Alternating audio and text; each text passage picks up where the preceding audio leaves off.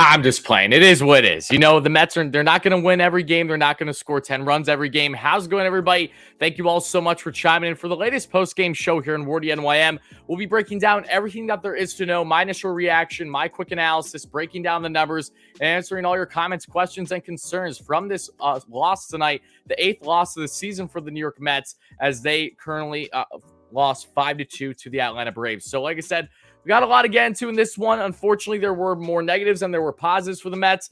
They just did not have it offensively today, even after a very strong and very quality performance from the Mets right-hander and Chris Bassitt. No less, like I said, we're going to be breaking it all down. I got a lot to say. Definitely positives, definitely negatives, more so negatives, as we look ahead now to the next 3 games for the Mets, which starts tomorrow with a doubleheader, which will be crucial for the Mets to try to salvage this series to avoid potentially their first series loss of the year. At minimum, it would be great if the Mets can split this series. If they somehow, some way can win the next 3, I'm not complaining. But no less, let's break it down. Appreciate everyone chiming in. Thank you all so much for being here. Make sure to smash that like and subscribe button. Really do appreciate it, guys. And help us get to 100 likes for the first short-term goal here in the post-game show. And help us get to 16K subs for the next short-term goal here in WardyNYM. But like I said, we got a lot to talk about. I appreciate everyone being in here. I know that naturally there's a lack of interest to want to chime in and talk about a game after what was a tough loss. That was the story for the New York Mets tonight. Look, we all watched this game. If you didn't, then I hope that I break it down the best that I can for you, because this was a game where, as we talked, if you guys say we're chiming in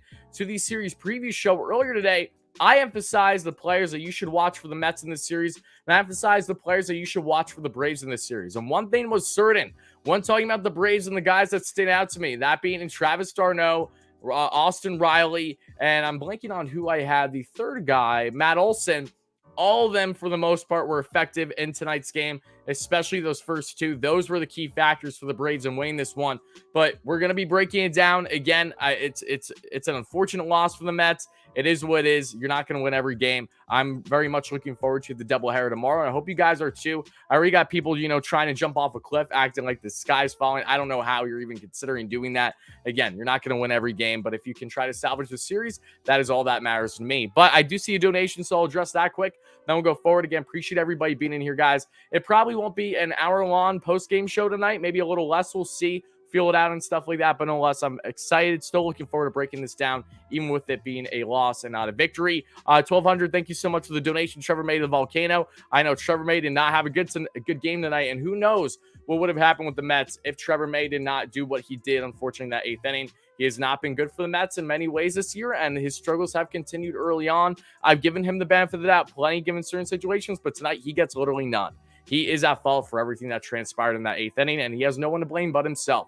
Bullpen relievers are not going to be perfect every game. Mets in 8th innings have not coincided well for the most part this season. Out of the majority of the Mets losses this year, it has been based on the relievers giving up runs late in game, especially in that 8th inning. And that, unfortunately, is what we saw transpire today. Now, granted, the Mets did not score more runs still, so the offense was the biggest factor here. This was their downfall. But again, knowing that you were a 1 run away from potentially tying the game to now 3 runs down, that of course can change your mentality. Whether we agree or disagree, these things happen. But no less, 1200, thank you so much for that donation.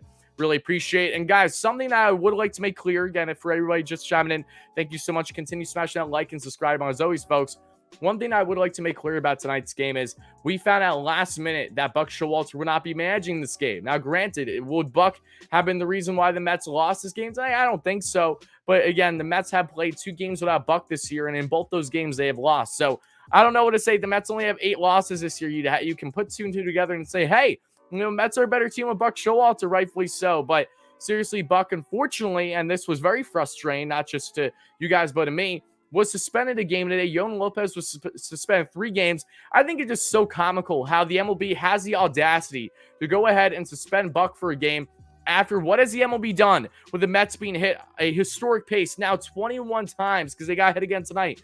They've been hit 21 times in the first 24 games of the season. But no, let's go and penalize the team that is finally starting to take action because the MLB is incompetent and can't do it themselves. So please, try to break it down for me how that makes any sense from the league standpoint. I really want to be enlightened because I don't think it's going to happen. Same thing with how the Mets right now with the hit by pitches facing off against the Phillies. The Phillies have hit more batters than any other team in baseball, but no, we're going to ignore that, right? We're going to focus on the team that's been hit the most, and we're going to penalize them.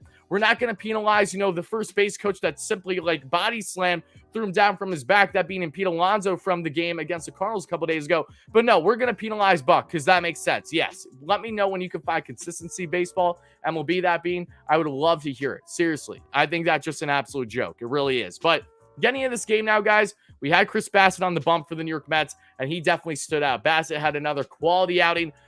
We'll be breaking down his arsenal here in a little bit, but 7 strong innings, only gave up 6 hits, 3 earned runs, 1 walk, 8 Ks, 95 pitches, and Bassitt did not get much luck today either. The strike zone wasn't working well for both sides today. Both teams were getting screwed over on calls. I'm not going to be biased here. Both teams did not have a good day when facing this umpire. And one call, which was so ridiculous later in this one, was a strike right down the pipe that he called a ball, which led 2 more batters gain on base. Thankfully, it was a fly out by Olsen to, I believe, J.D. Davis at third base to end the inning. And the ump even said after the inning, in between innings, that he was at fault. It was a bad call. I respect that, but it's still frustrating because you're working Bassitt's pitch count. And who would have known what would have transpired there if he was out of the inning the way he should have been instead of it continuing the way it did? So it was frustrating, but no less, Bassitt did have a very, very strong performance today.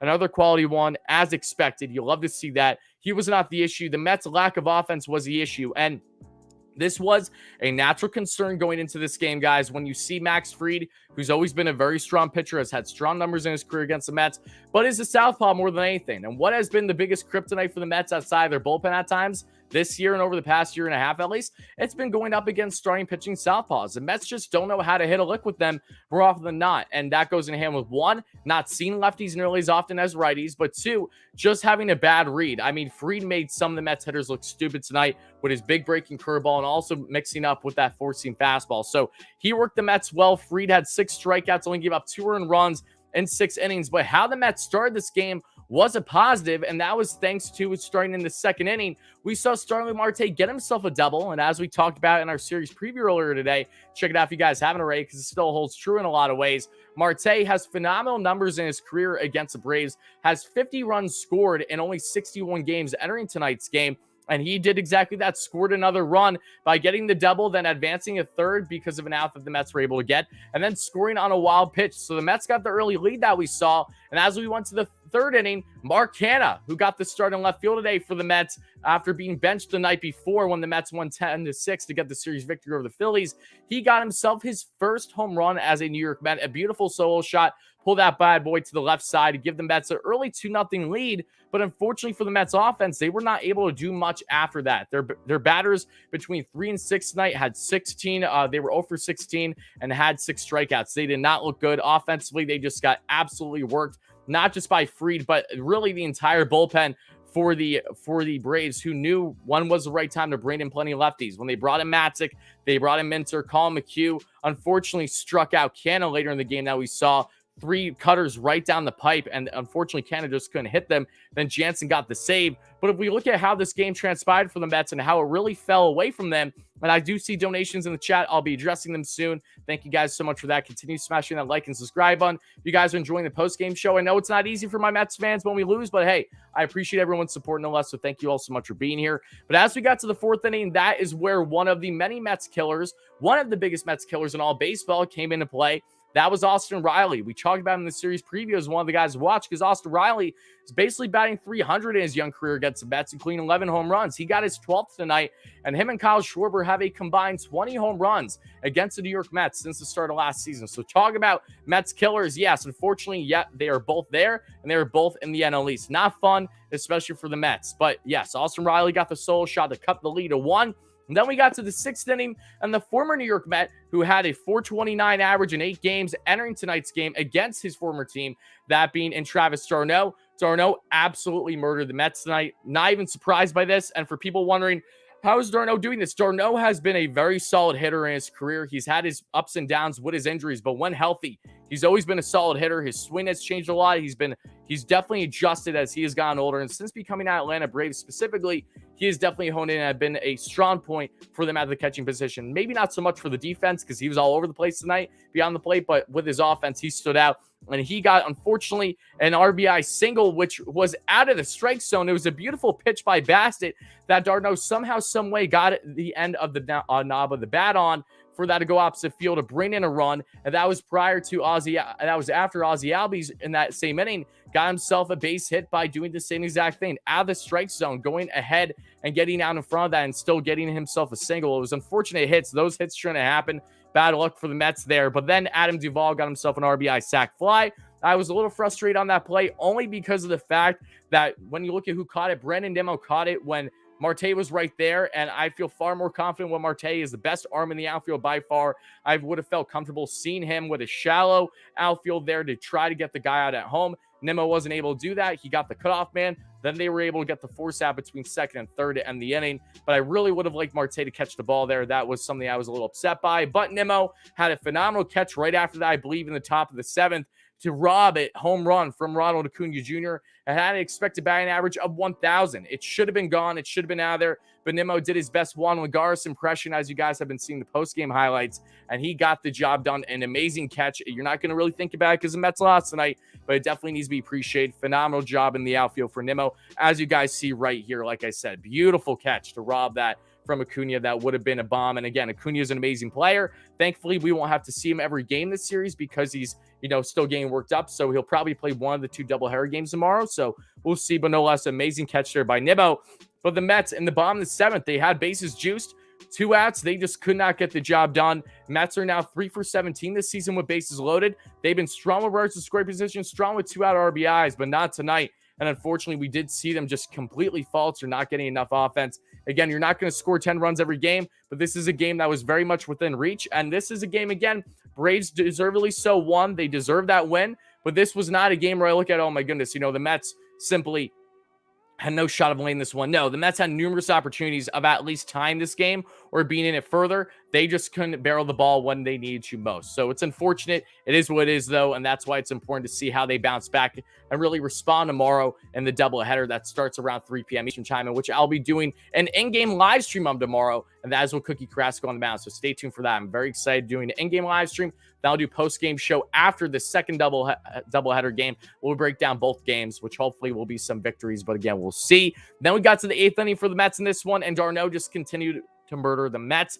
Trevor May, again, is the reason, not the reason why the Mets lost this game, but he definitely wasn't a help. He now, unfortunately, early this season, not that it means much, but he has a almost north of 9 ERA. He has given up runs in 5 of his first 8 appearances this season, and that's not going to get the job done for the Mets, who are relying on Trevor May as a high-leverage type reliever. I would have liked Drew Smith in that role tonight, but I understood why he wasn't in there. May, however, walks the first batter he sees, has 2 guys on, and that leads Travis d'Arnaud to get a double down the left field line, and that brings in a couple runs to really increase the lead 5-2, and the Braves never looked back. They just held that, got themselves a victory in the end. Kenley Jansen got the save. Jeff McNeil did not swing on a check swing, and they called him a strike. They called him out there. That was frustrating, too. This was a frustrating game as a whole. There were things that didn't go the Mets' way that should have. There were things that should have went to the Braves, and it didn't go either. So I will give credit where credit's due. This was not a game where it was completely one-sided when it came to the officiating. Both teams definitely got some bad calls tonight.